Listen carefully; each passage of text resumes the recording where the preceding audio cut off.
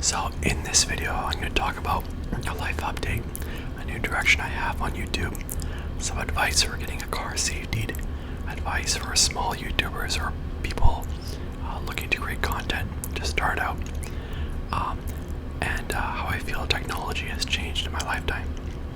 So, I had a car, but I don't anymore. My car failed the safety inspection. That sucks.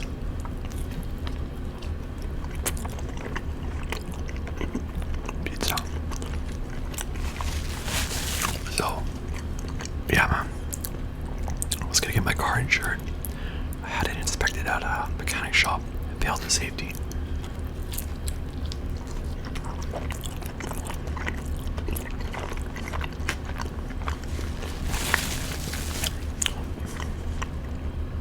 Also got this here. This is bubbly.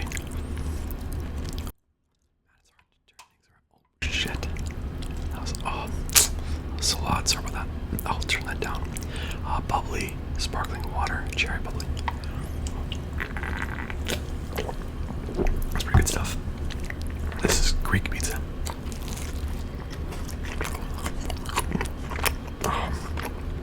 It's got olives, cheese, of course, tomatoes, feta cheese, onions, red onions. Anyways, so man, I'm messing up this intro. Too slow. Yeah, so car failed the safety, so it was the mechanic said it was unsafe to drive on the road. You know.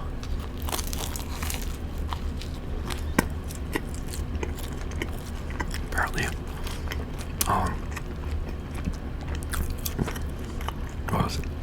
The frame was like damaged to the point that if I got into an accident, it could have like crumpled like an accordion. That's not good. So, ended up selling the car on the spot pretty much, because it would have cost over $3,000 to repair the car. So there was a lot wrong with it, not just the frame. So yeah, I just decided to sell it on the spot to this like salvage car parts place.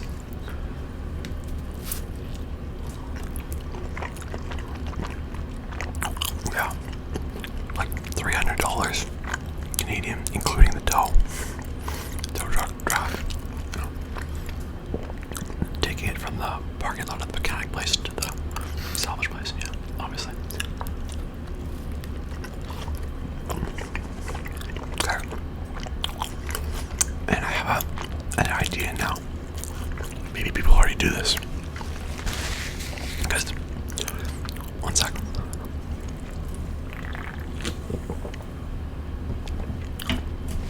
You know, when the tow truck driver came, he said to me, he's like, what is this, a 1999? I said, yes, it's a 1999 Toyota Corolla, by the way. Automatic. Yeah. And he's like, oh yeah, I can see the rust on it. You know, I could have just told you it wouldn't have passed the safety. You know, I paid that mechanic shop $174 for the safety, which, you know, I don't think I didn't get ripped off or anything, I don't think. But I'm thinking that if you have an older car, like, I think the price is reasonable at the mechanic shop, right? Don't get me wrong. I think that if you have an older car and you don't know much about cars and you're thinking about getting your car safety, and you know an individual who knows a thing or two about cars, you could say to this individual, I'll give you $40 and or I'll buy you pizza or something, and then you can come over to my place, or I can even drive my car to you. You just take a quick look. You don't have to do a full-on, thorough inspection of the car. Just take a quick look, and you can tell me if you think my car will pass the safety or not. Because if the individual agrees to that, and then he's like, he, she, whatever, looks at it, it's like, there's no way in hell this car is gonna pass the safety. And you could be like, you could trust him, her, whatever. And then you can save yourself like $174, right?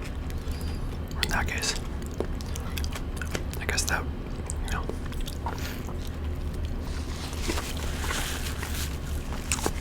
save yourself the difference.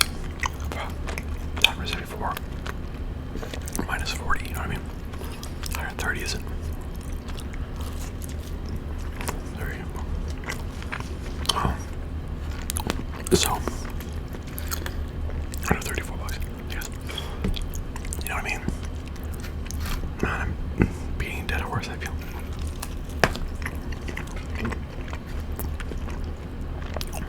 But, of course, there's the chance that the individual could be wrong if they agree to it, right?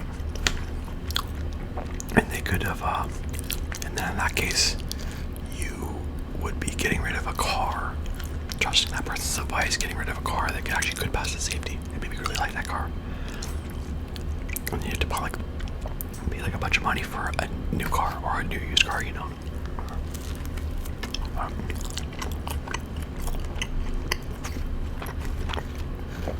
Anyways, I'm only one topic down. Just 7 minutes in. Fuck. Okay, so haven't drank. Diet's not going that great, but I'll get back to it, don't worry. Haven't worked out much at the gym. And by much, I mean, I'm bullshitting because not at all. Anyway, got myself a new vacuum. Yeah, finally cleaned my carpet in my bedroom.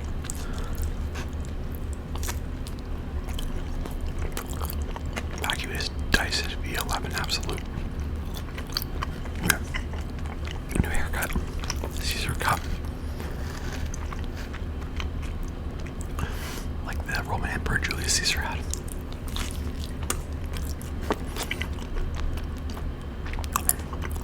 Who wore it better? Me or him? Be honest.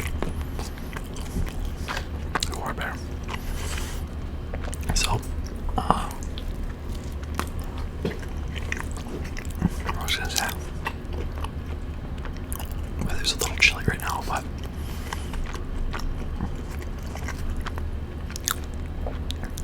it's just a little cold snap for March, I think. That'll soon go away. So get nice out again.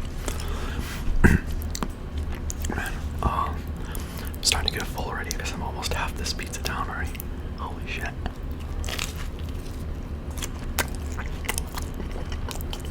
That was hungry. So, got you some new shoes. I gotta scroll down here.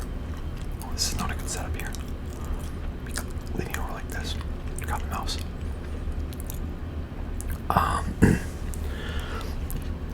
Been doing a bit of writing some rap songs, but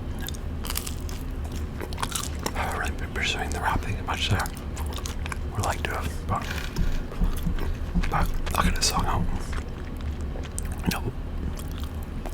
Eventually. Well, okay. I was gonna say, but yeah. I just went to Staples today to do a fax. Been a lot of paperwork and shit going on lately with me. Important emails to send. Major business transaction. No, I'm just kidding. Nothing like that.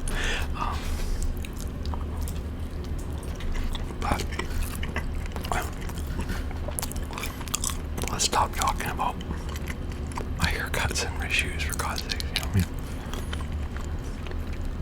Actually, maybe we should keep talking about them. No, it's okay.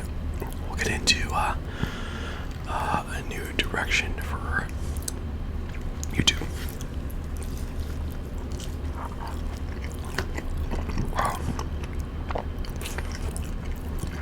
So I've decided to slow down my upload schedule. I don't know if I told you folks this, but I was trying to upload like one video a week. But sometimes I would achieve that goal. Sometimes I would do more than one video a week, even sometimes. Other times not. But you know what? I'm gonna slow it down. Yeah.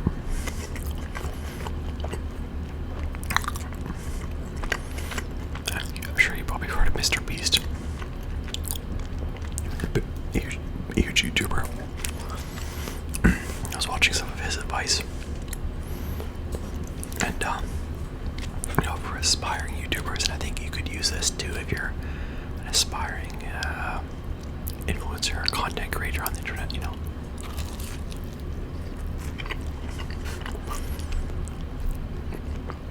So,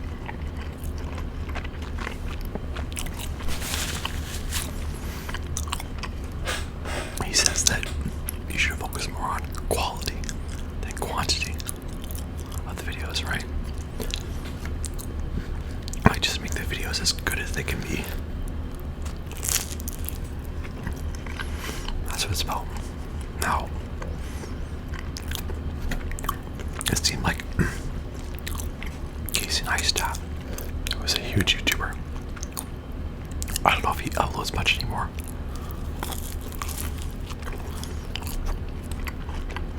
It seemed to me like I could be, you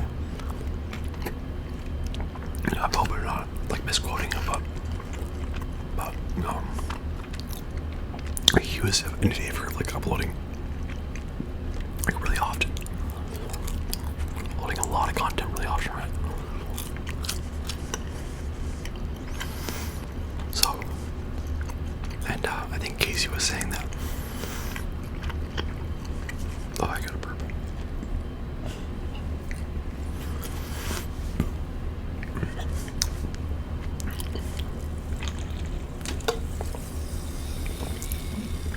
Casey was saying that,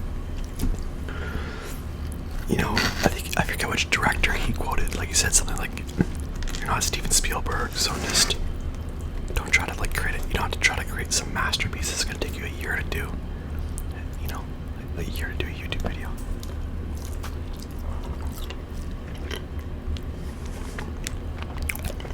So, but so different. Even the big YouTubers, they have different perspectives. I'm leaning towards Mr. Beast.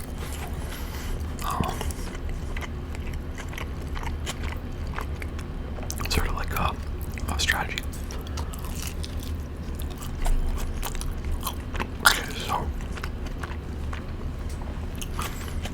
Mr. Beast said that if he, in one of his videos, if he has a 20-second long shot of him just talking, that could cause people to click off of the video. Can you believe that?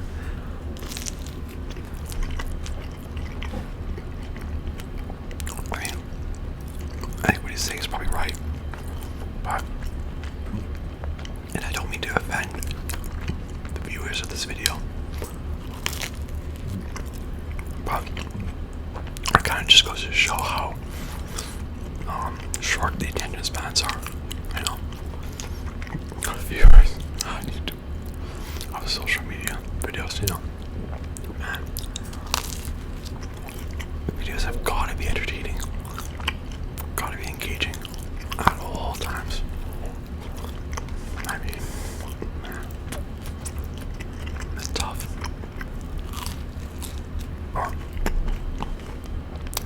He said one way to fix that. There's like when you're talking for 20 seconds, have things like popping up on the screen. Maybe pictures, videos, I guess he's talking about, stuff like that. You know, text, maybe text. It's more entertaining that way. People are more likely to click off of the video. Wait, less likely to click off of the video that way. Yeah, so let's scroll down here one second. Okay, that didn't work. I'm just gonna put this over here. We'll set that down nicely. Okay. So I was gonna say, don't want to have dead air here. Uh-oh. Don't want to need some noise happening, something engaging. Okay. Well, I'm getting my beats ready. So it's okay. Now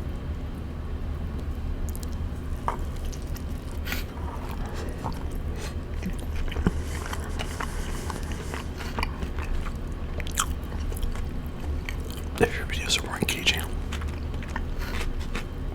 or more entertaining, it increases watch time.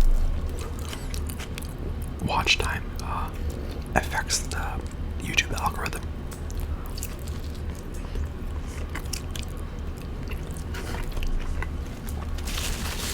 So watch time is like ready to watch. I'm into this video. Click off. Or you can watch the entire video. Like how long are you gonna watch? That's the watch time. Right? So, and if you can increase your watch time, YouTube will start promoting your video. More people are gonna see it. More people are likely to click on your video. You're more likely to get more views. So,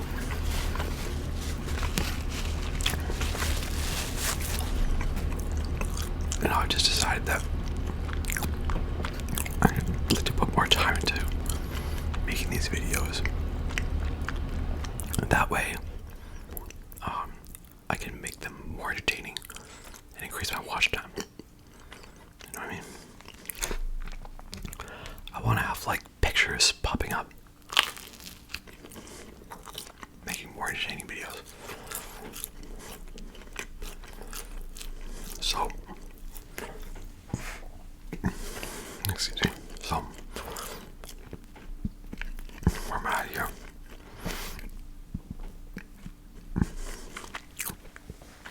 Yeah, I just decided to not so much do the bullet point thing, but actually typing out more text into an actual real script. I'm not somebody who's good at just talking off the fly. I think I stumble with my words, fumble with my words, whatever they say. So, plus I enjoy writing, you know. Now, so I have some advice for small YouTubers, for people who are thinking about starting up a YouTube channel or something like that. And because these people might think about daily vlogging or uploading every day. Okay. And I'm not an expert on this. I'm just getting into this stuff, but I don't think that's a good idea to vlog every day, and I'm going to explain why. Okay. The algorithm on YouTube, that's being oh god, I don't know, you know how to, the system that YouTube uses to decide if they want to promote one of your videos or not. I think maybe some people think that the more if you upload a lot, that it affects the algorithm so that YouTube will start promoting your videos. That's not true. I used to think that, and I even said that in one of my videos, but I was mistaken. Yeah, it doesn't work that way. It's about watch time.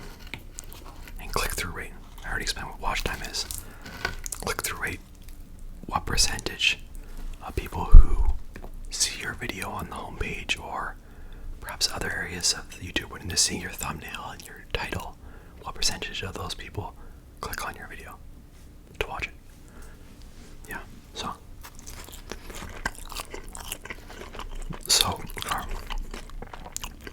the problem is, you're a small YouTuber, right? You want to vlog every day, like Casey Neistat did, or like PewDiePie does. Well, I don't know if you call PewDiePie's videos vlogs, or because they're, I don't know, I thought vlogs are like daily life stuff. He does reaction videos, gaming channels, whatever. He always makes videos of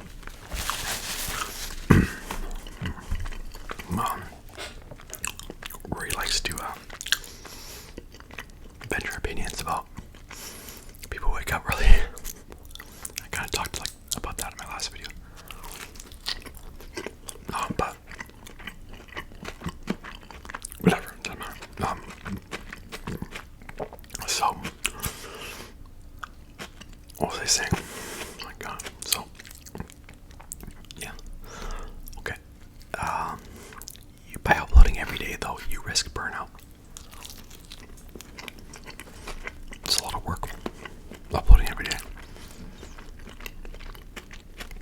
So getting burned out, getting too tired, not wanting to do it anymore, losing motivation. Another thing is that you risk people getting sick of your videos.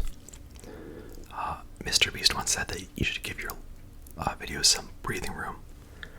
Okay, so that meaning some like a time gap in between, a decent time gap in between the times when you upload your videos, right?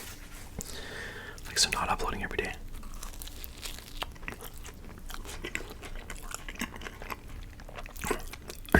The problem is that, like me, for instance, maybe I'm one of your subscribers on YouTube, right? I'm not talking about PewDiePie right now. Maybe I'm one of your subscribers on YouTube, and let's say you're uploading every fucking day. Well, I'm not gonna watch. I might skip some of your videos, cause like it just becomes too much for me. I have hobbies. I'm trying to get some exercise. I have a lot of other YouTubers that I follow, other things that I want to do. Okay, so I might skip some of your videos, and I'm thinking I'm just like a lot of people who would do that, and you don't want that. When you're skipping your videos, that's skipping views, you know.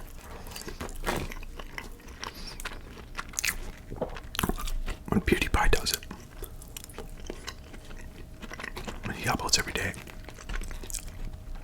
I don't know what percentage that people would be skipping their videos because he's uploading too much. Well, I mean, I'm not saying he's uploading too much, but what I'm just trying to say, it doesn't matter in his case. A shitload of people could skip his videos. Of his subscribers could skip his videos, but he's still gonna have millions of people who will watch his videos. It doesn't matter, right? It doesn't matter at all. He's still probably gaining more views by uploading every day.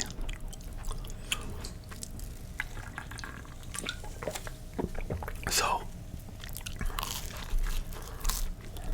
another thing to keep in mind is that if you're a small YouTuber uploading every day, the quality of your videos could suffer.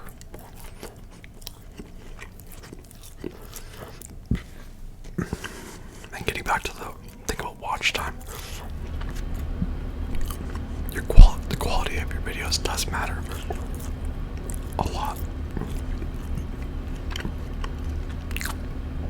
It's not just about getting people to click on your videos.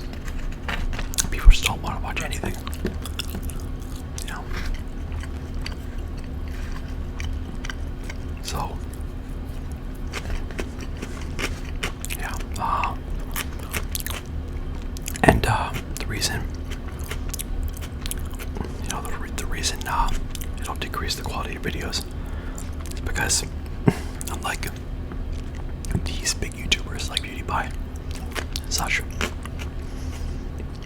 you will probably have a day job, right? You're a small YouTuber. YouTube isn't paying your bills. at your day job. Your day job is taking away a lot of your time and energy. It's just what happens.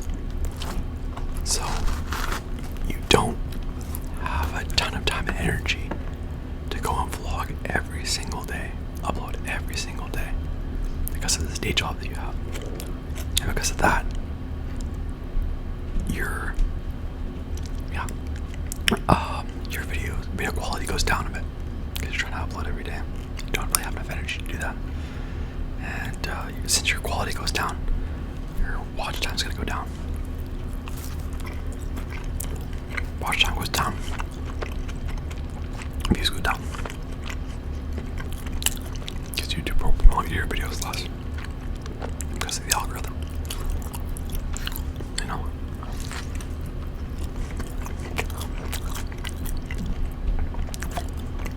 These big YouTubers, they don't have day jobs. Of course, the rich, YouTube is their job.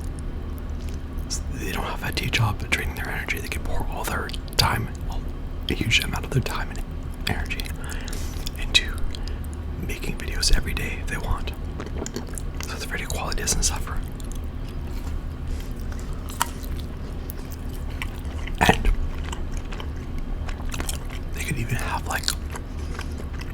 now I don't know this I'm just guessing, but they could even have cleaning people or work for them, clean their houses because they can afford it because they're rich.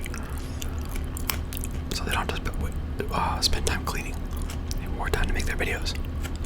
Okay, they can hire video editors to do that work for them, saving them time and energy that they can put into just shooting the video, writing the script, whatever.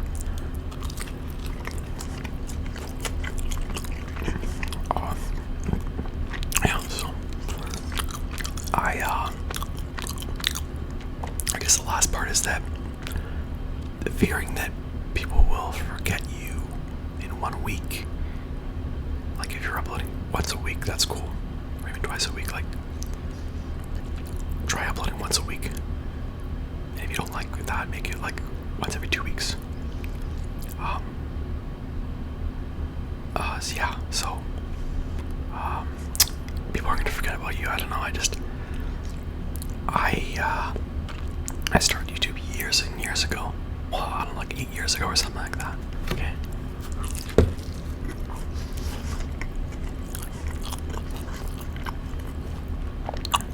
I must not have.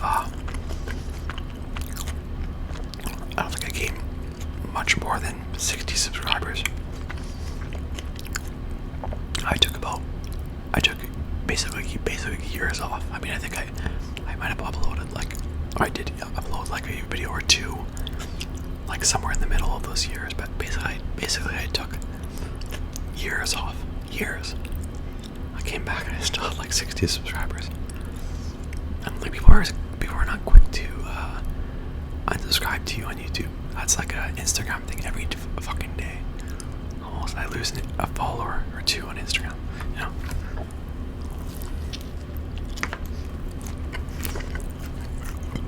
So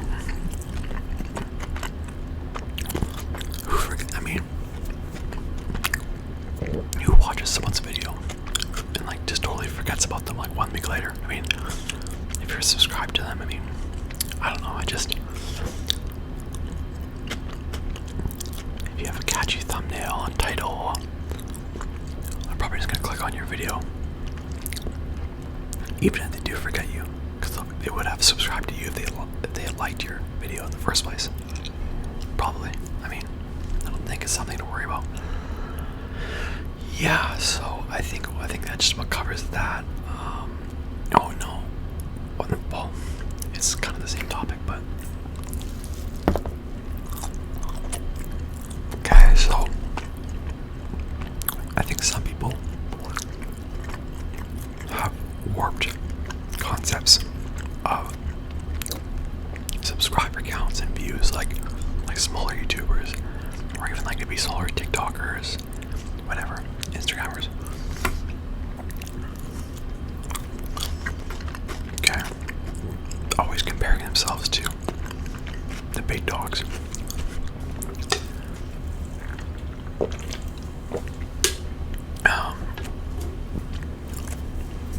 With millions of subscribers. You know, but if you think of it this way, let's say you have 60 subscribers. I hope I didn't mention this before, and I just forgot about it. It's like I'm just repeating myself, but say you have 50 subscribers. If you think about it, like, what would that be like in real life? If you were performing in front of them in real life, like on a theater, on a stage, and there's 50 people in seats watching you. That's kind of a lot of people, in my opinion.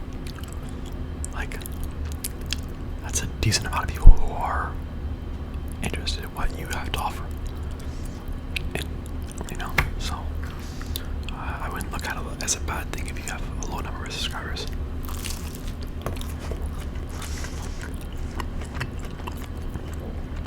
Even if you get like one view on a video, that's one person who could be potentially enjoying your art, enjoying your content, and that's cool. Even if nobody watched it, at least you mustered up the bravery to publish your video, drawing, audio, whatever it is. You learned what, or you could have learned what you tried didn't work, and so now you know to take a different approach to creating your content. Or you could do the same thing as before because you like it, and that's all there is to it. You like to make it. Cool. Whatever you want. Excuse me. Holy shit, I can't believe we're actually we are on the last section. I didn't think I'd ever get there. I was like, this is taking so long.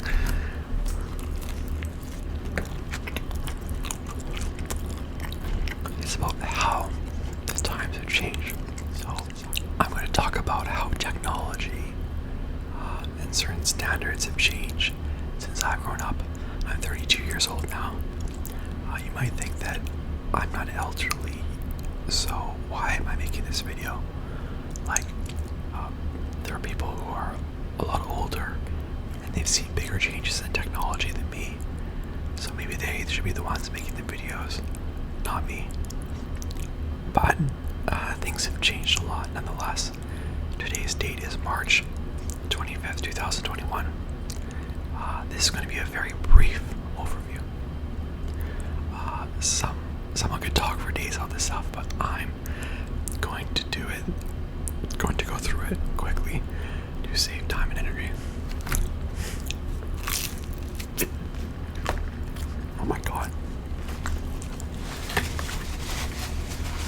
Sorry, piece of sauce in my phone. I see. Okay, so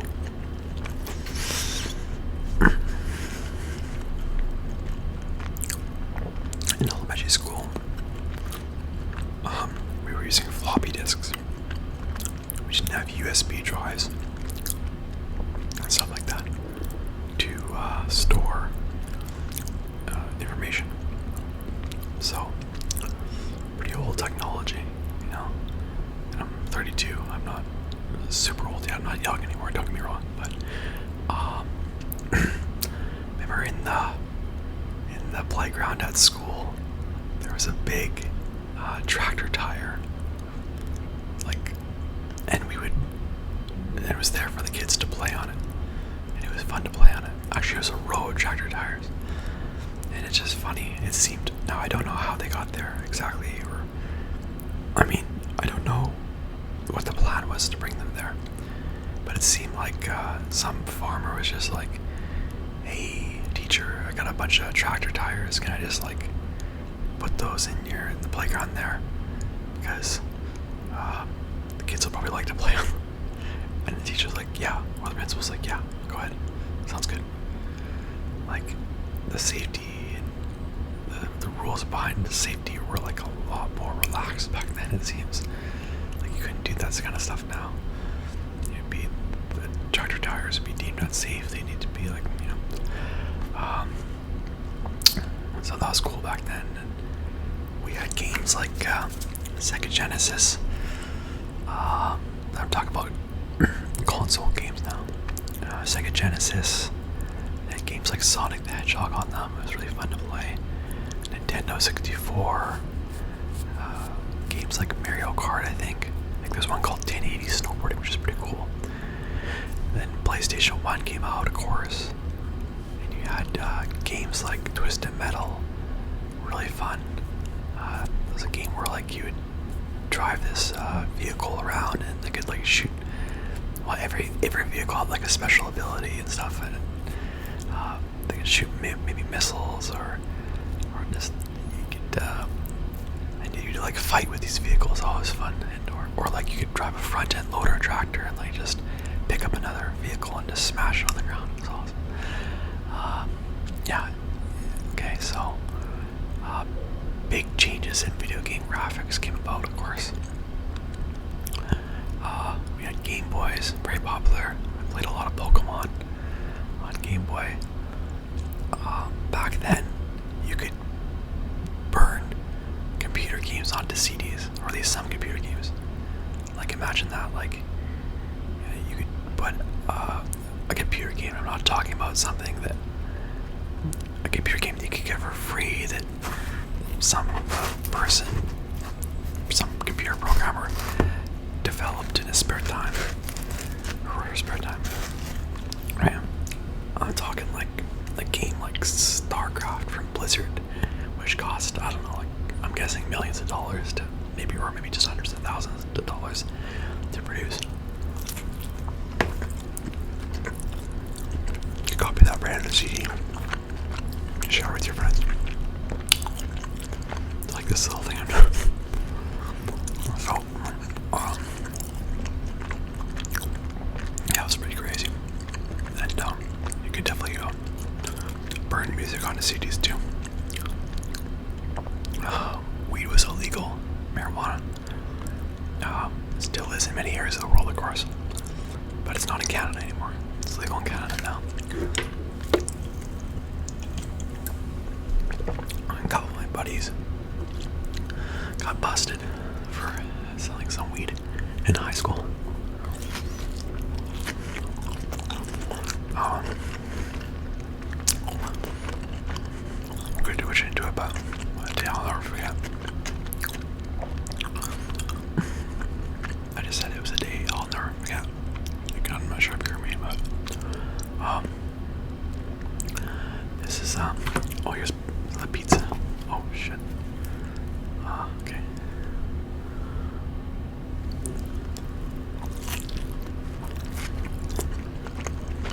We got Napster.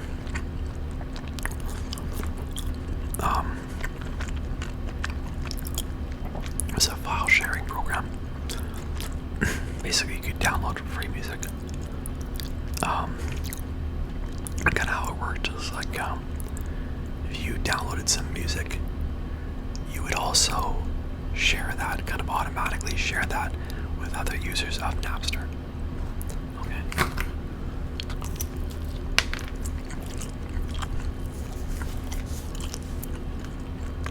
So they would download the music from you too.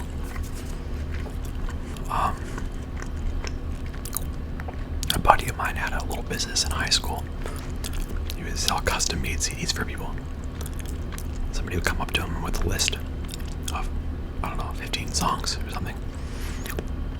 I'd say, can you put this on a disc, on a CD for me? And he would say, no problem. You go and use Napster, I guess, or maybe some other file share program, whatever.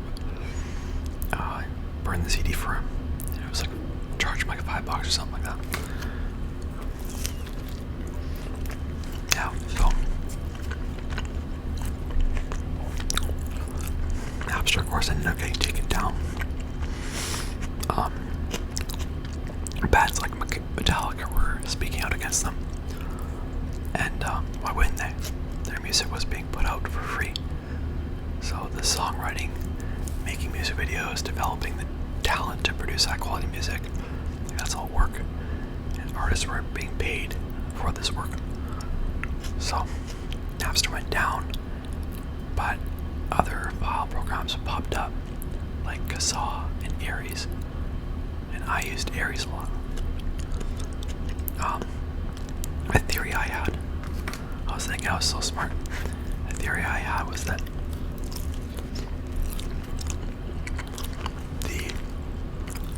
every time the government, I guess,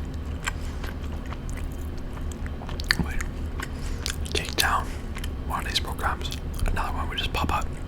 Somebody just created a new program, and I thought that would just carry on forever, and they would never stop this illegal music sharing. That's what I thought. But they basically took down all those sites, but then torrents popped up, and I'm not torrents. I think they worked in a different way, but it's basically like the same thing kind of thing. But I remember if you tried to download a movie on like Napster or one of these, actually I don't know if you could on Napster, but like on Aries or something like that, it would take like a long time. But on torrents, it was different. Like you could download a movie quickly, like I think like an hour or two.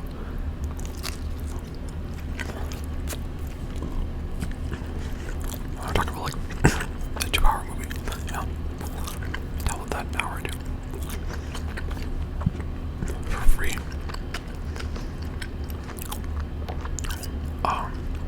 But then they took down the torrent sites too, the government. So, well, I didn't think that would happen, but it did. MSN, Instant Messenger, was a big deal. It was a program you could install on your computer for free. You could add your friends, and then you could send text messages instantly to your friends. It was popular because people didn't have cell phones with text message. So how could you text? This was the solution, you know. I was on there fucking every day after school pretty much.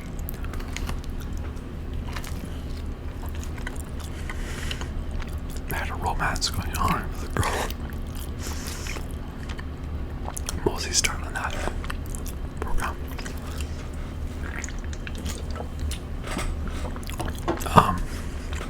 Yeah. Some people were saying it was kind of like a time waster. I was trying to say. Yeah. So, MySpace came about. I didn't have MySpace, but it was like Facebook. It came about before Facebook. Like how I described the DAO as different from Facebook. Digital cameras were really big because, I think you didn't have smartphones in your pocket with high definition video and picture cameras.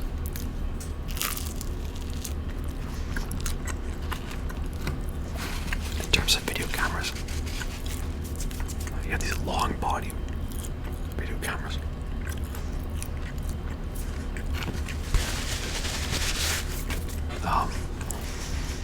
Yeah.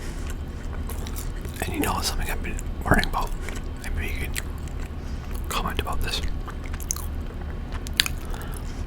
Why did they look different now, the video cameras? Like, they had these long bodies before, but now it seems like they're just, the video cameras they have now just look like SLR, single lens reflex, or digital SLR picture cameras. What's up with that? They're just like, they just look like picture cameras, but they're used for taking video. I don't know. Maybe it's because you can just do both of them. Both take picture and video with them. I don't know. So, music videos were huge. So we had like MTV. That's a television. That was a television station. What did it stand for again? Much. Right. We had much music in Canada, which was like, I think like the Canadian version of MTV, I guess. And you had music videos. They were very popular, playing all the time on these stations. I think they went away after like YouTube came about, and like artists started putting music videos online. In high school, the emo scene was big. So emo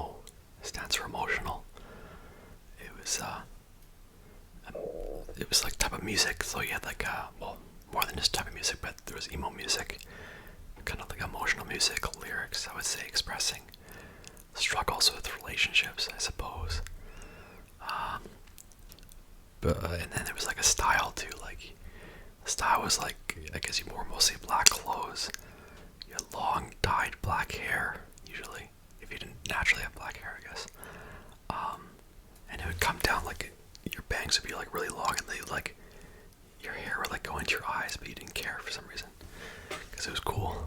Like it just like something about it was just like, I don't know why they did that. If you ask me, like it's like you didn't care about like hiding away and being emotional. Like I'm just gonna hide from the world. Like it's my hair will go right into my eyes and be right in front of my eyes. I don't care if if I'm being emotional and hiding away. I don't know, something like that. But I don't know. I'm just making that up though. Fuck. So I was a little into it. I don't know if I didn't have the dyed black hair or wearing black or different things about it. I was a little into that type of music, I guess. I was like this band called Lexus on Fire. I don't know if they're still around. I was a bit into them. Went to a couple of their concerts. I don't know if they're super emo. They're kind of like maybe a screamo genre.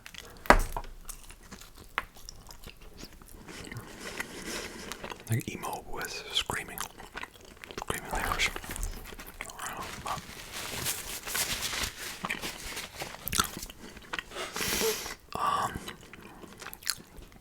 But I was a bit into the whole like, everybody's against me. Fuck, fuck this and that. Fuck that. Blah blah.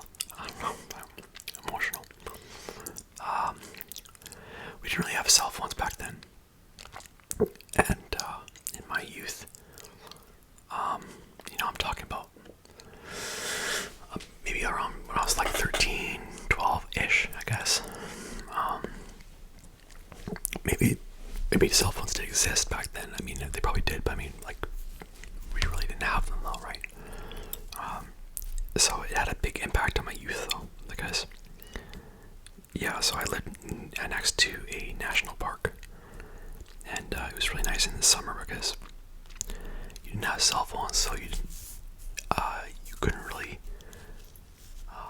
It was just a lot more difficult to get a hold of people, and so the way to fix that is that there was this corner with like this nice piece of grass on this corner in the national park, in this town side of the national park, and people would just like meet on this corner and go hang out there, and that's how you'd meet people.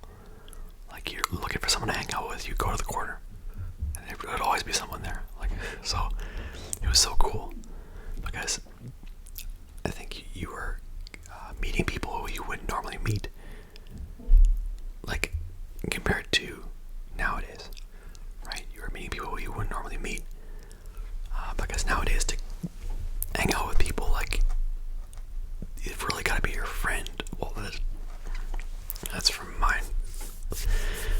That's how I view it. That's my case, right? Like, you really got to be your good friend, and you're gonna call them or text them directly on your cell phone, right? Or message them on like Facebook app, Messenger, or whatever, and then ask them to hang out. Back then, like you're hanging out with so many people, so so many different people. It was pretty cool. And I don't know. It was kind of it was interesting. You didn't know who was gonna show up to the corner. Interesting times.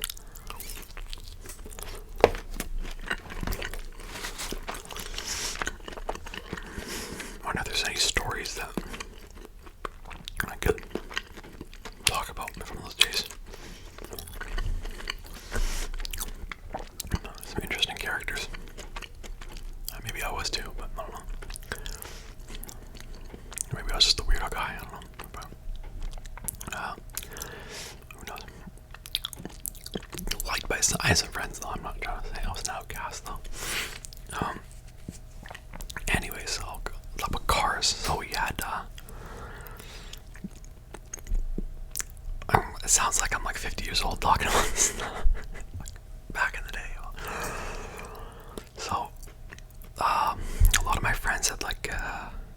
out the Chevy Cavaliers, and I barely ever see them on the road now. I guess they're too old. They've started to break down. They haven't replaced them. Also Pontiac Sunfires, which are basically like Chevrolet Cavaliers. I think Pontiac and Chevy, I think, or Chevrolet, are both made by GM. I think, company GM. A lot of people were into buying those Volkswagens, because a lot of you could get diesel version of a lot of those Volkswagens, and diesel was more fuel efficient, so you could save money that way. But I think from what I've heard, those Volkswagens are expensive to fix when they break down, and they break down fairly often. So I'm not exactly sure that's true, but I don't think the people, my friends and such, and acquaintances, I don't think they really realized that. They're just so focused on saving money on fuel, they didn't think about what happens when it breaks down and I have to replace parts.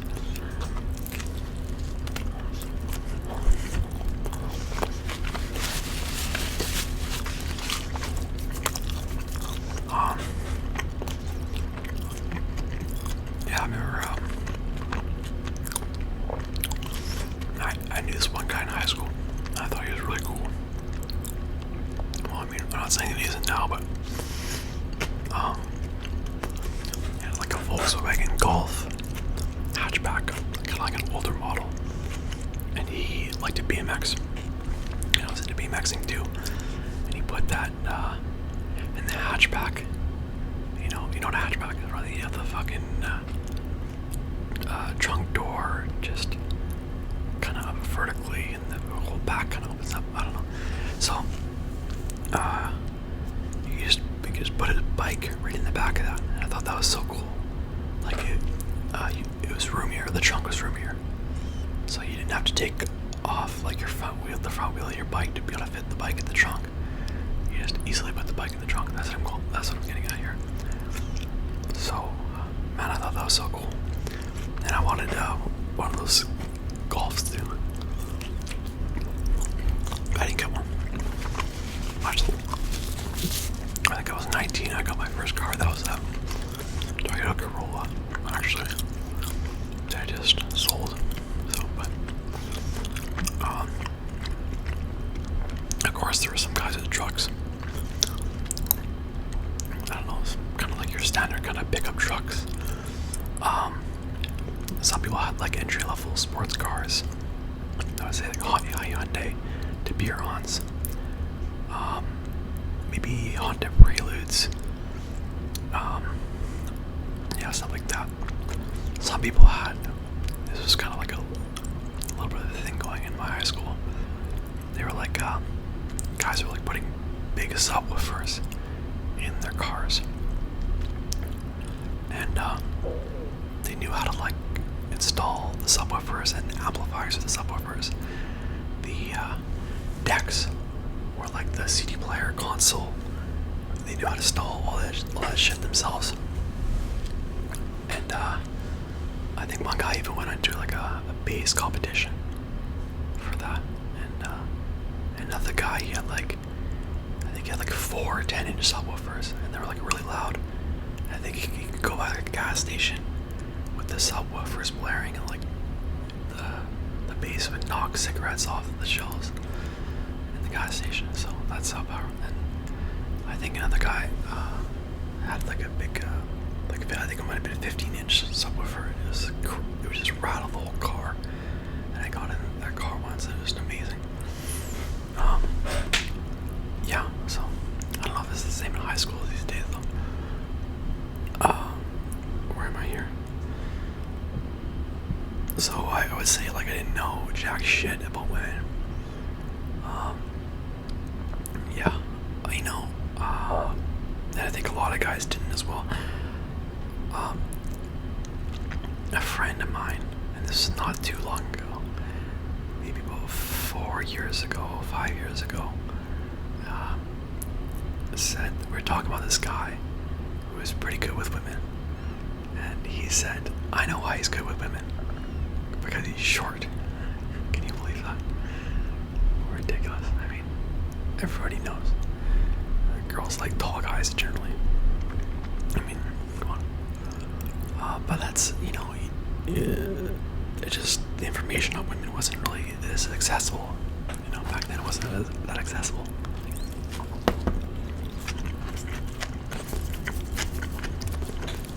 So,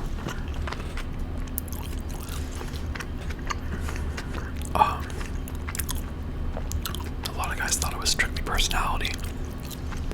And of course that wasn't true. It did have to do with looks. Sometimes money. When the girl gets a little older. And that's not to say that girls don't care about personality.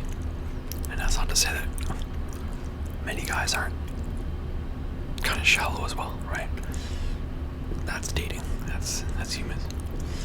So, I'm not trying to get into too much trouble. I'm trying to put those days behind me for now. JJ for now.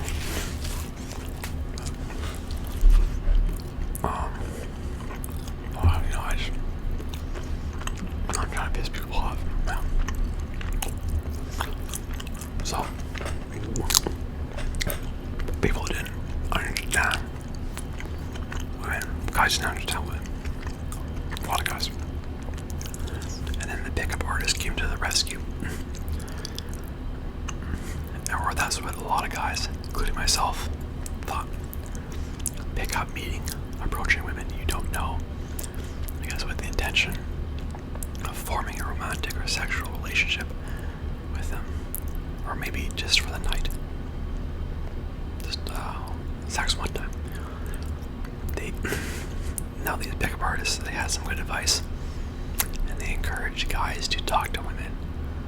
And that helped them get over a fear of rejection. So that was good. They did some good things. Some of these guys had very popular websites and YouTube channels. They were making quite a bit of money. Some of them. They would sell DVD sets that provide information on how to be successful with women.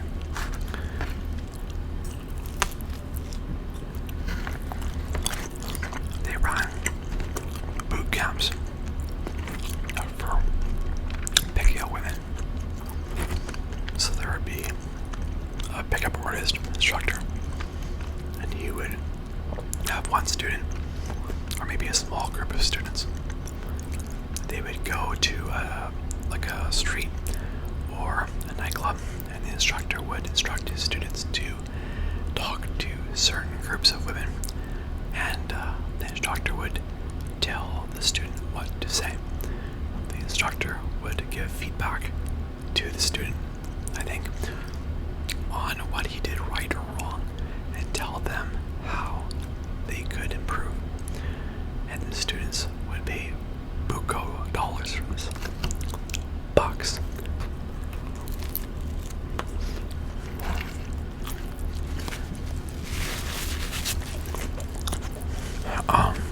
However,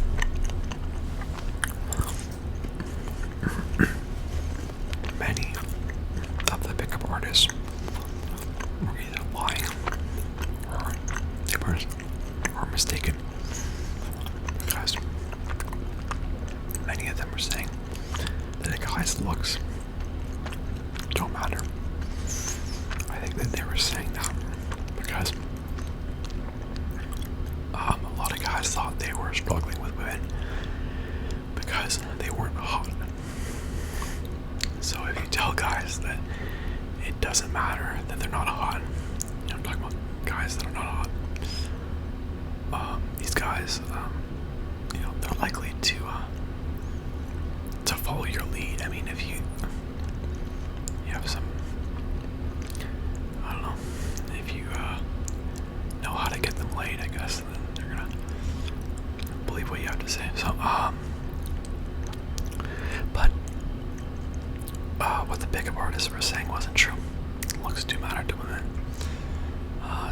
Just talk to an average looking guy who is on a dating app like Tinder, if you don't believe me.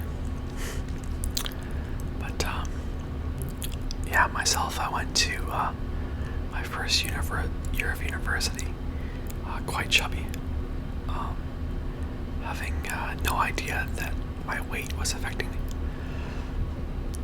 in the dating world.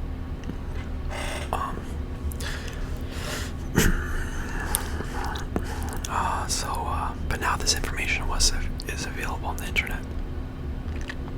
I think like really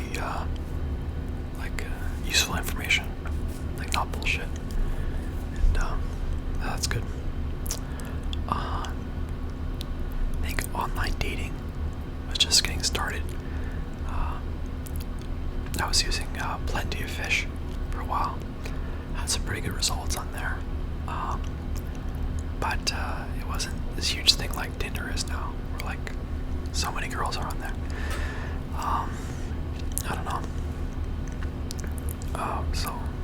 Eventually people got smartphones.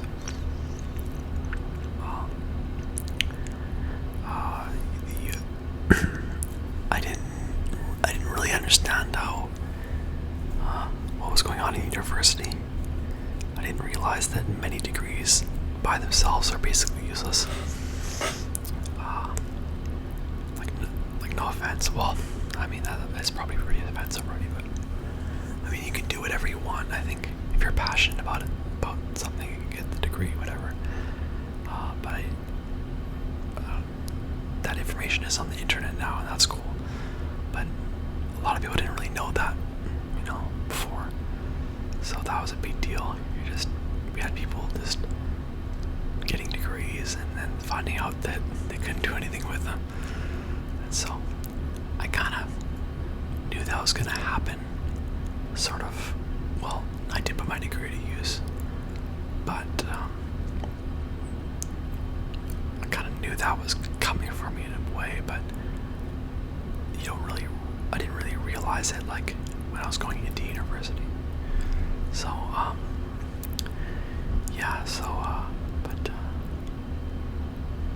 anyways, but looking back,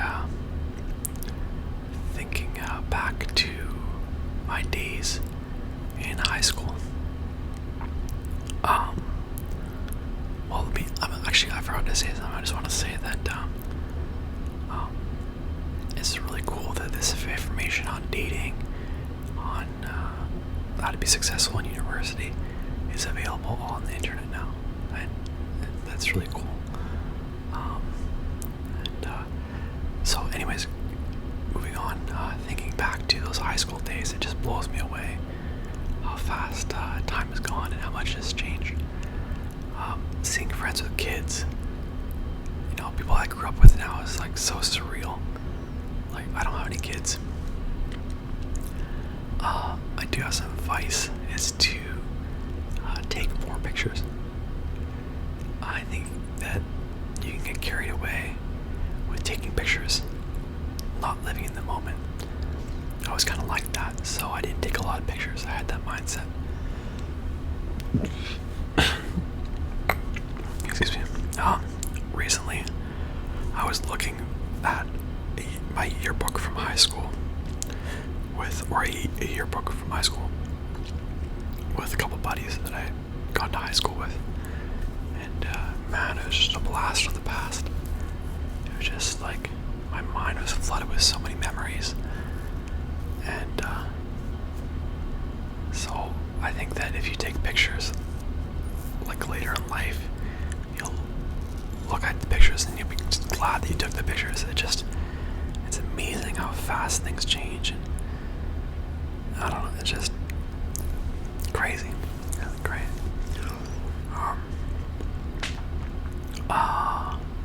So some good things that happened, though. Mental health became, there's less of a stigma around mental health now, which is great. People are more sensitive about gay stuff. I mean, less homophobic now is what I'm trying to say. I'll bring up a little bit of a negative experience I had. I had this pink BMX, and I was riding it in the park one day, and this guy said to me, "Nice bike, you're fairy." So, like kind of like it means like homosexual, you know. So he was inside. I mean, it was. I didn't know this guy. I never. He's just a stranger. I'd never seen this guy before in my life, right? So he just felt like insulting me, and I don't know. But lots of that going on now.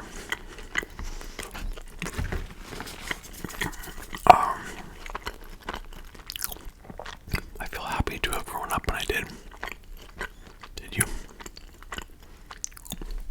I'm just wondering, just the time frame, or do you wish that you could have grown up? I don't even know the year in the time of peasants and castles and bows and arrows and the Renaissance or something. I don't know. Do you wish that you maybe had, even though we don't know what the future is going to hold, do you wish that you were instead born in the future? Do you wish that you were born around the same time I was born?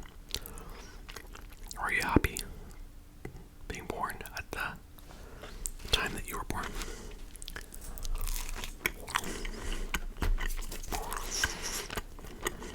Thanks for watching. Please subscribe, comment, hit the bell notification so you can get these videos easily. I ate an enormous amount of pizza.